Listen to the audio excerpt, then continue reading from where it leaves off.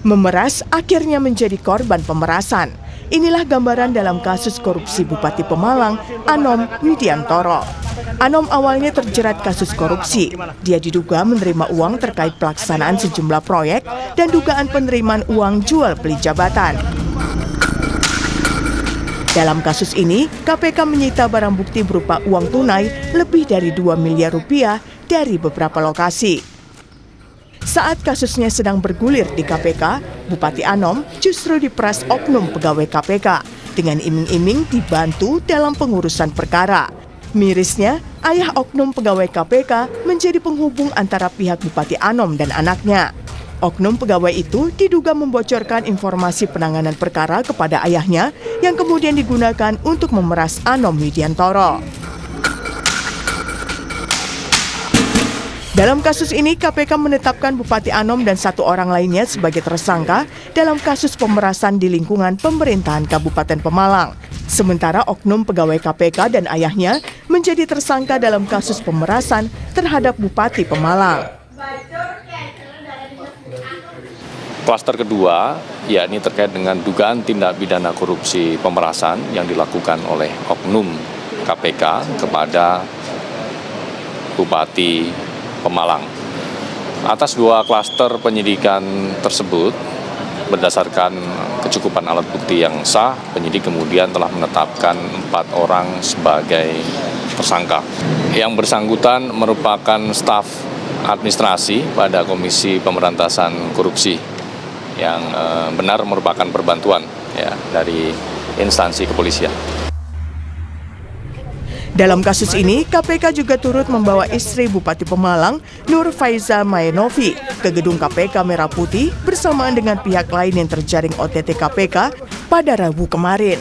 Namun, usai pemeriksaan dan ekspos perkara, istri Bupati Pemalang keluar dari gedung Merah Putih KPK. Terkait kasus pemerasan yang dilakukan oknum pegawai KPK, pihak lembaga anti rasuah ini meminta masyarakat untuk tidak percaya kepada pihak-pihak yang menawarkan bantuan pengurusan kasus di KPK. Sampaikan kepada masyarakat, kami tidak bosan-bosan mengimbau untuk selalu waspada dan hati-hati dengan berbagai modus, baik pemerasan, penipuan, ataupun modus-modus lainnya yang mengatasnamakan dapat melakukan pengurusan perkara di KPK. Kami tegaskan sekali lagi bahwa seluruh proses penanganan perkara yang dilakukan oleh KPK semuanya dilakukan secara objektif berdasarkan alat bukti, dan kami juga terbuka atas setiap tahapan dalam proses hukum tersebut. Juru bicara KPK Budi Prasetyo menambahkan, kasus pemerasan oknum pegawai KPK juga menjadi koreksi internal lembaga tersebut. Tim Liputan, Kompas TV. Terjerat kasus korupsi, Bupati Pemalang Anom Widiantoro justru diperas oknum pegawai KPK dengan iming-iming dibantu dalam pengurusan kasus. Mirisnya yang jadi maklar alias penghubung pihak Bupati Pemalang dan oknum pegawai KPK adalah ayah pegawai KPK tersebut. Kita bahas soal ini bersama sejumlah narasumber yang sudah hadir di sambungan daring. Ada Komisioner KPK 2015-2019 Saud Sitomorang dan pakar hukum pidana Universitas Jenderal Sudirman Hipnu Nugroho. Selamat pagi Pak Saud, Prof. Hipnu. Selamat pagi Mas, selamat pagi Pak Saud. Pagi baik Prof. Saya ke Pak Saud terlebih dahulu. Pak Saud, terkait dengan kasus ini yang merupakan pegawai KPK yang berinisial DIS, ini kan membocorkan informasi terkait perkara yang sedang ditangani untuk Bupati Pemalang. Soal informasi ini, Pak Saud, ketika Anda bertugas di KPK, memang apakah seterbuka itu atau memang oknum ini yang punya ide, punya akses tertentu, sehingga dia bisa melakukan itu buat pemerasan terhadap Bupati Pemalang? Ya bisa saja kombinasi keduanya, memang niatnya sudah ada dari awal. Sudah pastilah kalau kita bicara bagaimana dia bisa join di KPK itu kan pada masa lalu nggak gampang juga untuk join di KPK. Kita ada beberapa tahapan tes yang sangat independen sehingga kita bisa rekomendasikan bagaimana integritasnya berpotensi jadi pembohong, Itu semua ada item-item yang kemudian dilaporkan kepada pimpinan, apakah orang ini bisa join di KPK atau tidak, di level mana dia akan mulai bekerja. Nah, bagaimana dia bisa mengakses informasi, itu kan macam-macam. Kalau kita katakan kan informasi itu bisa mulai masuk mulai dari di depan. Di depan artinya di bawah situ lantai 1 ada orang melaporkan atau model-model lain. Dari situ sudah mulai ada potensi kebocoran sebenarnya. Nah, kalau kemudian ada disebut-sebut dia melakukan pertemuan 2-3 kali di kota di mana bupati ini menjabat, itu menjadi menarik. Karena apa? Berarti kan yang bersangkutan mengikuti prosesnya. Nggak mungkin juga dia meyakinkan kepada kepala daerah itu, bagaimana dia cara meyakinkannya. Tentu kan sudah ada dia peroleh informasi yang kemudian terkonfirmasi, oh iya berarti konfirmasi informasi orang ini kredibel. Saya memang kemarin sudah dipanggil, saya kemarin memang sudah ditanya-tanya. Kemudian dia beri menjanjikan, mau diberhentikan kagak gitu kan. Jadi pertanyaannya kembali yang beritanya tadi itu, bagaimana dia bisa memperoleh urutan-urutan proses penyelidikan, kemudian itu bisa menjadi meyakinkan orang sehingga mau memberi sampai uang begitu besar. Nah, ini pertanyaannya, orang itu siapa? Tugasnya apa? Bagaimana dia bisa mengakses informasi? Apakah kemudian dia waktu ditugaskan motokopi? Ataukah dia bagian dari penyelidikan-penyidikan? Atau kemudian dia bekerja sama dengan potensi pelaksana penyelidikan juga? Bisa juga kan? Dia mungkin nanya elicitation ya. Elicitation itu nanya lah, bro lagi ngerjain apa bro? Oh ini ada bupati di sana. Oh ya, dengan itu aja tuh sebenarnya bisa dikembangkan di bawah kalau dia kreatif. Kalau kreatif dalam pengertian jahat ya. Ya, jadi saya pikir banyak hal ya yang kelihatan kita tidak masuk ke detail-detail sebagaimana sebelumnya KPK mengawasi ada CCTV dan seterusnya, apa memang dia di dalam tim itu atau orang kan itu ada akses juga kan, kartu akses orang nggak semua bisa masuk ke kartu akses itu gitu. Jadi ini perlu didalami lebih lanjut bagaimana itu bisa terjadi gitu Mas Bre. Oke, kalau secara sistem gitu Pak Saud, kita lihat ini sebagai staf administrasi dan mungkin tidak secara langsung berkaitan dengan perkara. Nah, informasi soal perkara ini sebenarnya seharusnya seperti apa kerahasiaannya? Apakah memang hanya pada penyidik atau ternyata bisa diakses dengan mudah juga oleh bagian-bagian lain seperti administrasi misalnya? Ya itu tadi, saya sedang membayangkan ini yang bersangkutan ini ketika ketemu bupati katakanlah ya, siapapun yang mau dia katakanlah dipengaruhi untuk kemudian bisa memberi sesuatu, itu kan nggak mesti membawa dokumen 30 halaman, nggak mesti juga. Jadi bisa aja dia mendapat itu hanya mendengar, kemudian dia kembangkan. Apalagi kalau dia dapat dokumen atau dia baca, atau ketika dia diperintahkan untuk motokopi, kemudian dia copy bagian-bagian pentingnya. Jadi yang paling penting adalah bagaimana dia bisa mengakses dan tahu kronologis kejadiannya sehingga meyakinkan orang yang akan diperas, oh iya benar prosesnya. Saya kemarin udah dipanggil, berarti bahwa ini kredibel. Saya harus memberi sesuatu kalau mau dihentikan. Kan pertanyaannya sebutannya begitu, dia menghentikan perkara. Jadi pada bagian lain memang kita harus bertanya bagaimana dia mengakses itu. Di KPK tidak gampang juga kemudian kita mendapatkan keterangan-keterangan. Tetapi kemudian ketika ada perilaku transaksional, pertemanan, dan seterusnya, bisa saja informasi itu mengalir dengan cepat. Walaupun Pak Saud, belum tentu orang ini, DIS ini juga bisa melakukan sesuatu terhadap perkara itu. Dia cuma tahu-tahu sedikit aja untuk kemudian memeras Bupati Pemalang. Jadi at the end dia hanya punya informasi tapi tidak bisa apa-apa sebenarnya untuk membantu Bupati Anom. Oh iya, itu makanya tadi juru bicara bilang kan kemarin tuh hati-hati dengan janji-janji seperti itu, jangan percaya. Tapi kan orang di bawah itu kalau udah kemudian dia yakin bahwa terjadi peristiwa pidana, pasti dia pasrah bongkoan dia. Karena dia yakin memang peristiwa pidana itu udah terjadi. Jadi kemudian hanya mengatakan, jangankan umpamanya orang pegawai KPK, orang luar saja ketemu bupati, Pak, Bapak hati-hati loh, Bapak lagi diikutin. Itu aja tuh bisa membuat sang bupati menjadi pasrah sepasrah-pasrahnya. Apalagi kalau dia mengatakan, menunjukkan ID, ini benar Pak, saya lagi di KPK. Itu sudah nggak mesti harus masuk di tim penyelidikan, nggak mesti di timnya katakanlah yang sedang mengembangkan kasus itu. Siapa aja punya potensi. Kan di masa lalu kan di pegawai penjara itu kan satpamnya juga, security-nya juga kan.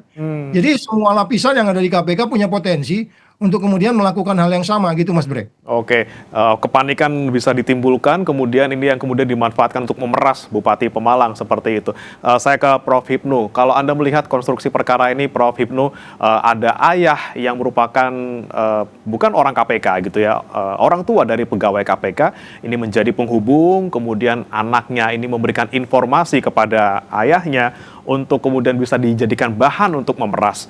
Bagaimana jerat pidana yang bisa menjerat keduanya antara ayah dan anak ini, dan bagaimana juga nanti bisa didalami soal siapa saja yang bisa terlibat di dalam KPK, misalnya DIS ini juga menggali informasi dari orang-orang tertentu, apakah juga bisa nanti diseret pidana?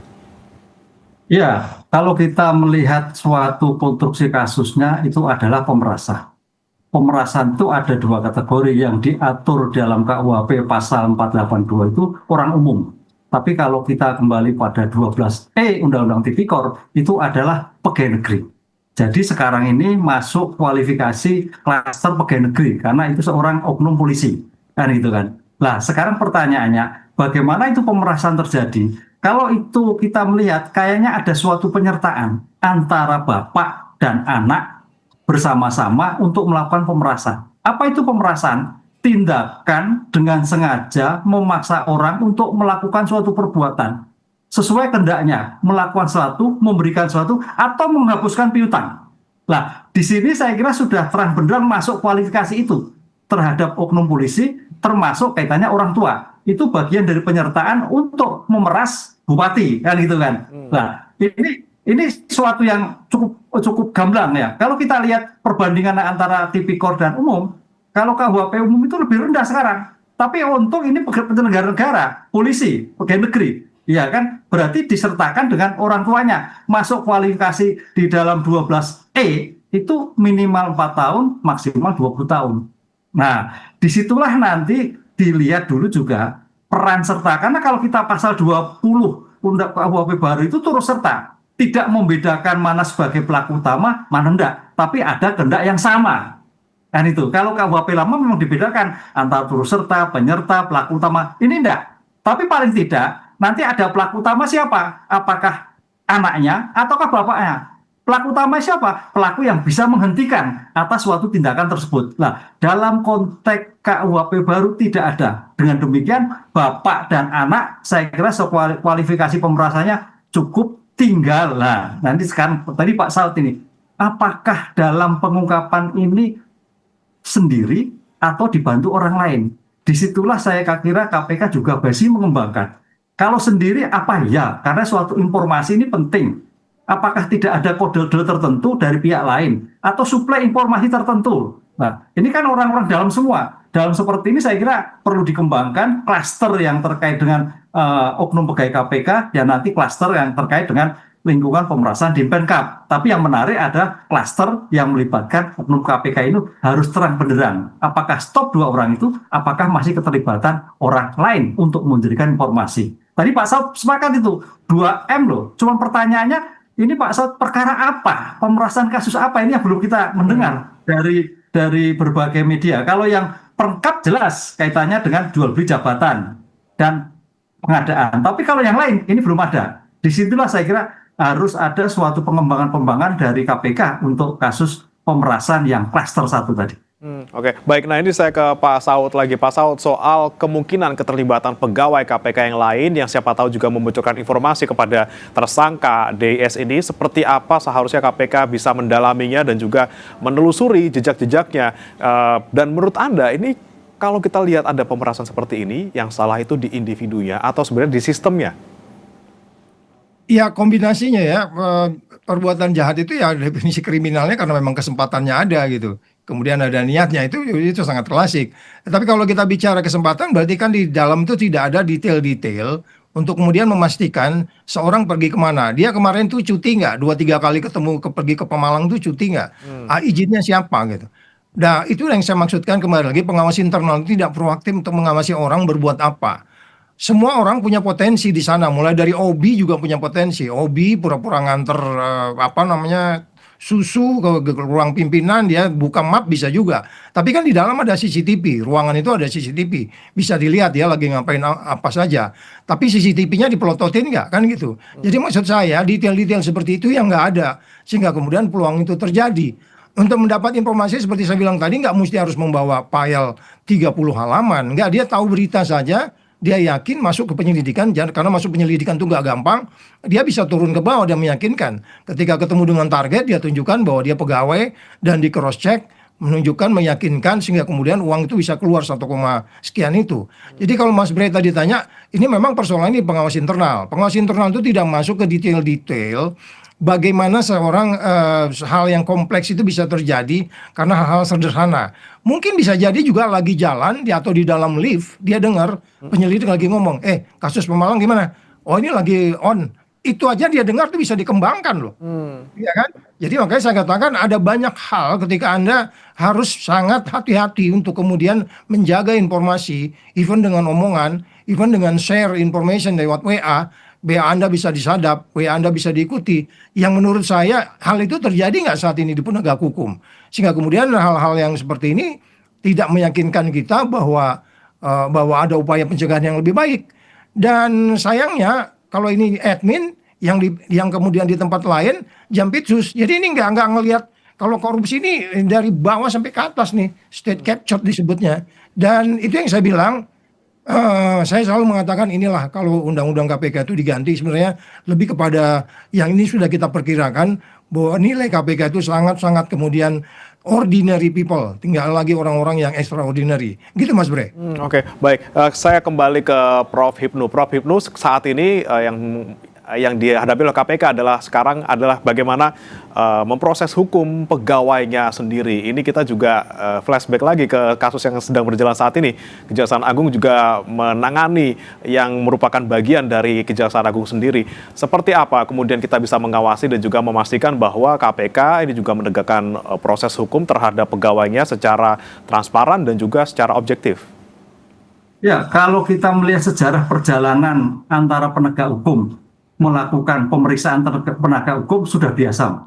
Saya kira kita percaya semua. Polisi memeriksa polisi banyak, jaksa memeriksa jaksa banyak, hakim mengadili hakim banyak. Sekarang KPK memeriksa orang KPK, udah beberapa kali Mas. Jadi saya kira justru ini nanti akan menjadikan efek jera terhadap potensi-potensi lain. Akuntabilitas oleh KPK sangat menjadikan suatu utama sekali bagaimana membongkar ini. Tadi Pak Saud mengatakan, ini kan lokusnya jelas antara KPK dan Pemalang. Temposnya jelas, perkara berarti semenjak dari Bupati Pemalang sampai sekarang. Nah, dalam suatu lokus dan tempus deliktinya itu, kalau kita ungkap dalam suatu pembuktian, pengungkapan perkara, itu saya kira mudah. Tidak mudah sekali. Orang yang terkait oknum polisi itu bergeraknya pada siapa saja. Temannya siapa saja, kerjanya seperti apa saja, itu dokumennya kelihatan itu saya kira. Saya kira tadi Pak Saud juga mengatakan kaitannya digital forensiknya, HP-nya diambil aja sudah kapan dilihat, kapan ditransfer, kapan berhubungan, isinya seperti apa, kan itu. Demikian juga bapaknya, demikian juga bupatinya. Ini suatu yang mudah sekali. Dan sekarang kalau melihat seperti ini, sekarang kita tunggu bagaimana penyidik KPK, pemimpin KPK itu mengungkap bahwa keterlibatan ini tidak hanya orang, dimungkinkan masih orang lain lagi, kan itu. Kalau memang orang lain siapa? Kalau tidak seperti apa? Disitulah saya kira akuntabilitas dalam pengungkapan perkara itu masyarakat menunggu. Oh ternyata si X oknum polisi main sendiri, buktinya ABCD. Oh si X ternyata main dengan orang lain, berarti buktinya ABC. Itu yang kita kemukakan. Mudah-mudahan KPK dengan kecanggihan alatnya dan tempus deliknya jelas, lokusnya jelas, saya kira tidak sangat mudah untuk membongkar itu semua, sehingga menjadikan pembelajaran bagi orang-orang yang berpotensi untuk bisa membocorkan atau untuk kaitannya dengan ke depan sebagai bentuk security internal dalam penanganan suatu perkara ini. Betulkah Pak Saud mudah bisa menelusuri siapa saja yang kemudian terlibat dalam kasus ini selain DIS? Bagaimana dengan orang-orang lainnya? Bagaimana kemudian KPK juga bisa memastikan ini istilahnya seperti membunuh semut di rumah sendiri seperti itu? Seperti apa Pak Saud melihatnya? Ya tentulah kita akan melihat posisi yang bersangkutan, karena posisi itu akan menentukan bagaimana dia meng-get atau mendapatkan informasi.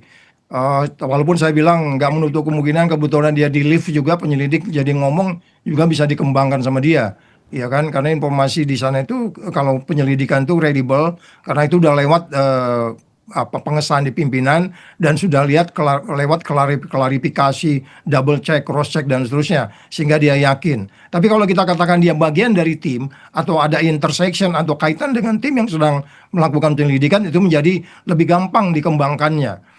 Ya sehingga kemudian kok orang bisa yakin dengan gampang bisa menyerahkan hampir mendekati 2M. Jadi sekali lagi pertanyaannya adalah bagaimana sebenarnya kita menjaga ya di bahasa lalu itu yang disebutnya body system, seseorang itu mengontrol orang lain. Jadi kita tetap akan curiga kepada teamwork kita bahwa kebocoran bisa jadi lewat saya, bisa jadi lewat orang lain, bisa jadi juga lewat email, bisa jadi lewat segala macam sehingga itu dimanfaatkan. Nah, pertanyaannya adalah kemudian bagaimana sistem ini bisa diyakinkan bahwa tidak ada kebocoran informasi yang memungkinkan orang bisa memanfaatkan itu. Kalau memang nanti kita lihat apakah dia pasif atau apa dia aktif, itu kan bisa dilihat nanti dan di situ akan menjadi pemberatan. Tapi lepas dari aktif pasifnya seperti yang disampaikan Prof tadi, bahwa sebenarnya yang paling utama itu kan meyakinkan bahwa tidak ada informasi yang mengalir keluar di luar dari seseorang. Karena kalau sudah begini kita juga susah memastikannya kebocoran itu dari mana sebenarnya. Apakah kebocoran dari email? Apakah kebocoran itu karena komunikasi atau faktor kedekatan? Karena kemudian sama-sama dari kesatuan yang sama saling meyakinkan. Dia hanya dielisitasi ngajak ngobrol. Lo lagi dengan apa bro? Oh gue lagi di Malang nih, kacau nih bupatinya bla bla bla bla bla bla. Dengan ngomong gitu aja sebenarnya itu bisa dikembangkan. Jadi maksud saya, apalagi kalau umpamanya dia sedetail mungkin menguasai potongan-potongan informasi proses penyelidikan itu. Bagaimana kita bisa meyakinkan bahwa kemudian setiap orang di KPK itu menjaga integritasnya, itu problemnya. Problemnya menjadi rusak kan ketika KPK menjadi bagian dari pegawai negeri. Rekrutmen aja nggak gampang. Bagaimana orang ini direkrutmen? Kita juga tanya.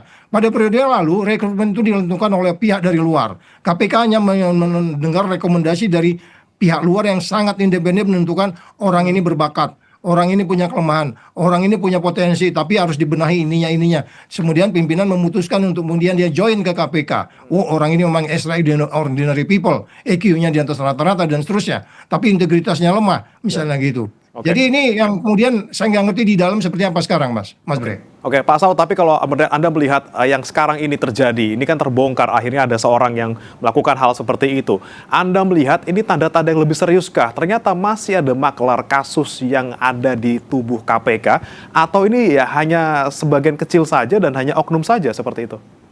Oh ini gambaran ini hanya puncak gunung es. Di bawah itu berarti saya sudah membayangkan tuh sangat crowded tuh. Jadi kalau Mas Bre bilang KPK harus menangkap big fish, ya triliunan, bagaimana Anda bisa menangkap big fish kalau jaring Anda bolong-bolong? Itu impossible, itu nonsense. Itu makanya saya bilang benahi dulu sistemnya. Saya berulang-ulang di banyak tempat mengatakan, please, Mr. Presiden, kalau Anda mau pertumbuhan lebih bagus, kembalikan itu undang-undang KPK. Segera bentuk perpu saja daripada nunggu DPR sangat lama supaya dia seindependen mungkin. Jadi orang datang ke KPK itu antara dirinya, di belakangnya ada masyarakat, di atasnya ada Tuhan. Bukan kemudian seperti sekarang politicking-nya, state capture corruption-nya jalan terus. Dan ini agak sulit karena memang dari awal nilai integritas egalitarian itu sudah dirusak Mas dengan undang-undang baru itu. Jadi rekrutmennya juga nggak seperti yang kita pasti lakukan dulu. Ini yang mungkin persoalan berat kita, gitu Mas Bre. Oke, baik. Saya kembali ke Prof. Hipnu. Prof. Hipnu, jika kita melihat kasus yang sedang bergulir sekarang banyak gitu ya, KPK sekarang yang soal ada pegawainya sendiri yang masih berjalan juga Kejaksaan Agung, ex-Jampitsus terlibat dalam dugaan TPPU. Anda melihat bagaimana kepercayaan publik sekarang dengan adanya istilahnya main sendirilah, istilahnya penegak hukum yang bermain dalam tanda kutip dalam proses hukum itu sendiri. Seperti apa kita menjaga kepercayaan publik terhadap penegak hukum saat ini? Ya, ini saya kira suatu tindakan yang sangat kita sesalkan ya. Karena kalau kita lihat sebagai bentuk astacita Presiden Prabowo, astacita ke-7 itu kan pemberantasan tindak pidana korupsi. Nah, perkembangan yang sampai sekarang ini, korupsi itu kayaknya tiap hari beritanya berita korupsi terus Mas. Dari tataran tingkat tinggi sampai pada tingkatan bawah. Ini suatu keadaan darurat. Suatu betul-betul darurat. Sehingga kalau kita kemarin baca media sampai tokoh ulama, tokoh agama merekomendasikan sampai pidana mati, itu geramnya situasi sekarang ini. Sekarang pertanyaannya, kalau orang umum sudah dalam tanda petik kita biasa melihatnya, tapi sekarang merambah kepada penegak hukum. Apakah itu kepolisian, apakah itu kejaksaan, kembangkan KPK, kemudian pengadilan juga sama. Ini suatu yang sangat kita khawatirkan. Oleh karena itu dalam konteks seperti ini saya kira Presiden Prabowo harus mengambil alih ataupun mengambil tindakan tegas. Apa yang dilakukan? Kan itulah. Kalau dulu misalkan ada tingkatan nih, ada istilah hukum namanya solus supreme lex exto, bahwa keamanan rakyat, kesejahteraan rakyat, hukum yang tertinggi. Ini kan duet kan kemana-mana terus. Rakyat terhilakan. Itu bisa mengambil alih. Apakah tadi Pak Raut mengatakan sebagai bentuk perpres atau dekret? Nah, itu yang terjadi. Karena sekarang ini kalau kita melihat penegakan hukum, apakah itu yang dilakukan oleh orang biasa maupun penegak hukum, apakah birokrat, hukumannya biasa-biasa saja. Coba mari kita lihat yang di mana di Rio, itu 2 tahun. Kemudian kemarin Jakarta 4 tahun. Jadi tidak seperti yang kita bayangkan dalam pengungkapan besar sebagai efek jera. Padahal efek jera itu sebagai bentuk pencegahan dalam suatu tindak pidana korupsi. Kan gitu. Karena pencegahan sekarang ternyata tidak connect, Pak Saud. Pencegahan sekarang tidak connect dengan penindakan. Kalau kita konsisten penindakan, misalkan Jawa Tengah itu ada 5 bupati yang kena, MCP-nya, monitoring central preventif, itu tinggi semua loh. Tinggi semua. Pertanyaannya, kenapa kena OTT? Harusnya kan tidak. Karena tingkat apa namanya pencegahan sudah tinggi, zero. Nah, ini yang saya kira jadi masalah. Semua jadi masalah, Mas. Penegak hukum jadi masalah, pencegahan masalah, penindakan juga bermasalah karena ringan. Sehingga tidak ada yang ditakutkan dalam penanganan seperti ini. Kalau penegak hukumnya bermain-main seperti itu, Pak, berarti hukumannya lebih berat atau seperti apa seharusnya? Ya, kalau sekarang dalam hal penanganan penegak hukum itu kan, kalau kita lihat sekarang kan penjaga penegak hukum itu kan sebagai bentuk cermin penegakan hukum. Sehingga kalau dia makan pagar tanaman, harus hukumnya lebih berat. Inilah saya kira juga kementerian ataupun legislatif menentukan ketika seorang penegak hukum melakukan tindakan hukum atas rakyat harus hukumannya maksimal. Kalau perlu tambah 1/3. Nah, ini nggak ada pengecualian seperti itu. Oke, hukuman lebih berat ya seharusnya sebagai pagar yang menjaga tanaman. Iya, harusnya lebih berat. Oke, baik. Terakhir saya ke Pak Saud, singkat saja. Tadi ada sempat singgung soal membenahi sistem, kemudian soal rekrutmen gitu ya. Bagaimana kemudian memastikan Pak Saud bahwa puncak gunung es ini terungkap semuanya sampai ke bawah dan jangan sampai terjadi lagi ada dalam tanda kutip maklar kasus lagi? Ya, agak sulit ya, karena di masa lalu kalau ada problem internal, itu ada 9 orang dari luar diundang join ke dalam KPK. Saya salah ngomong di TV itu diperiksa oleh 9 orang dari luar KPK tuh. Nah, sekarang bagaimana tim independen ini bisa disebut yakin bahwa Anda nggak jeruk makan jeruk gitu ya kan? Karena itu berpotensi juga gitu. Karena dia diperiksa oleh orang internal sendiri. Di mana saja itu punya potensi. Tidak hanya di KPK, di kepolisian, dan di kejaksaan. Potensi itu pasti ada, karena orang cenderung tidak mengungkap, malulah mengungkap aib sendiri dan seterusnya. Tapi kemarin kita bangga karena sudah KPK menjelaskan, mengaku dengan jelas bahwa persoalannya adalah di dalam. Tapi kemudian ini bisa lebih yakin seperti apa? Itu yang saya bilang, kalau kita mengembalikan undang-undang ini, undang-undang KPK ini, di situ dipertegas. Ada yang tidak ada lagi bagaimana Dewan Pengawas tidak proaktif untuk mengawasi pegawainya. Karena ada unsur dari luar yang diaktifkan dalam tim yang disebutnya tim komisi etik itu melibatkan orang luar, itu menjadi lebih tertantang untuk diselesaikan. Itu terdiri dari orang-orang yang integritasnya dijamin ketika itu. Nah, itu yang mungkin kita jadi hopeless, kita menjadi putus harapan karena kelihatannya perubahannya itu yang dirusak itu adalah nilainya. Nilai yang di KPK itu yang dirusak, sehingga kemudian kalau dia ubah menjadi pegawai negeri pun menjadi lebih sulit kita mengatakan dia lebih berintegritas, karena sistemnya itu rekrutmennya sudah beda. Kalau dulu rekrutmen memang seperti saya bilang di depan itu dari luar, itu sangat independen, dia tim psikotes yang memang profesional di dalam rekrutmen orang-orang penting gitu ya, artinya itu menjadi kredibel. Jadi itu mungkin persoalan utama kita.